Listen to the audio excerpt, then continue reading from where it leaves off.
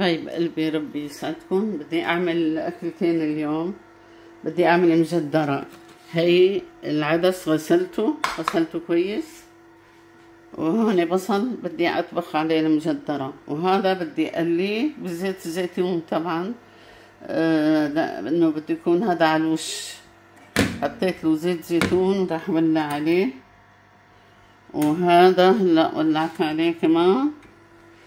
وبالنسبة للمكونات من البهارات، هي مكعب ماجي حطه وين ما كان، ها، وهي ملح، وهي بابريكا، وهي كزبرة، وهي كاري، وهي كمون وكركم وفلفل اسود وملح، وبتعود لكم البهارات. وهي فليفلة حرة شايلة بزوراتها. والأكلة الثانية صدر دجاج قطعته وغسلته شرايح.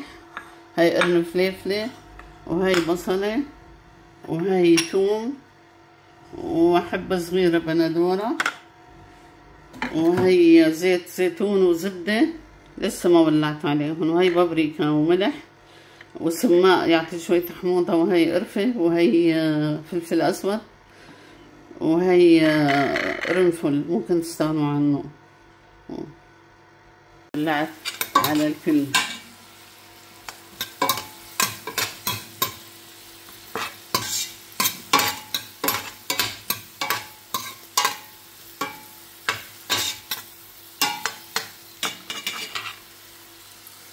وهي البصلات بدي رش عليهم معلقة نشا عشان يقرمشوا، وممكن طحين كمان. هاي معلقة نشا،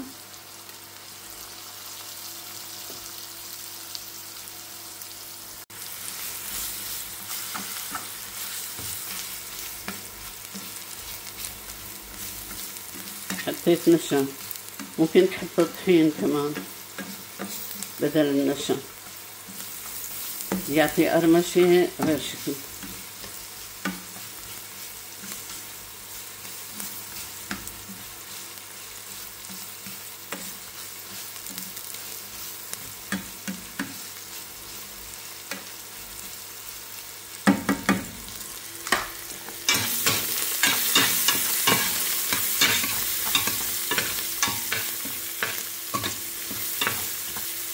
هلا بدلو راح احط عليهم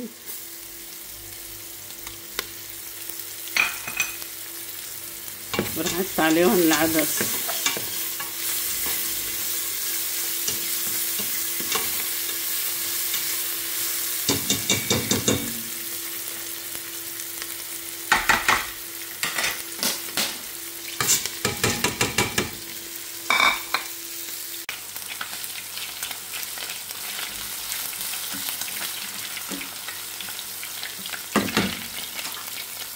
وهون ذابت الزبدة راح احط عليهم البصل.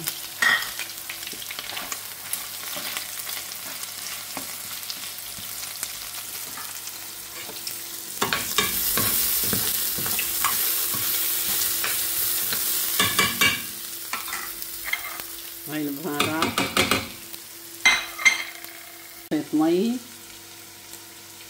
للعدس، وهون البصل والثوم للدجاج. احنا البصورة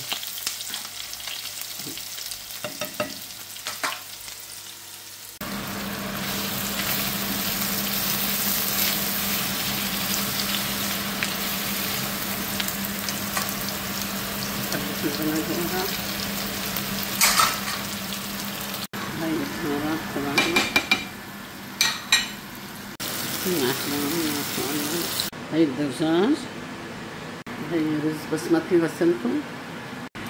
حبايب قلبي ضفله قطعة زبدة لأني حتغير طعمته مليون درجة. أحلى الله، أحلى صحن مجدرة ما شاء الله تبارك الرحمن. الطعم خرافي. هذه طريقتي، إذا لكم طرق تانية انتم كله طيب، بس أنا عملتها بطريقة كتير طيبة.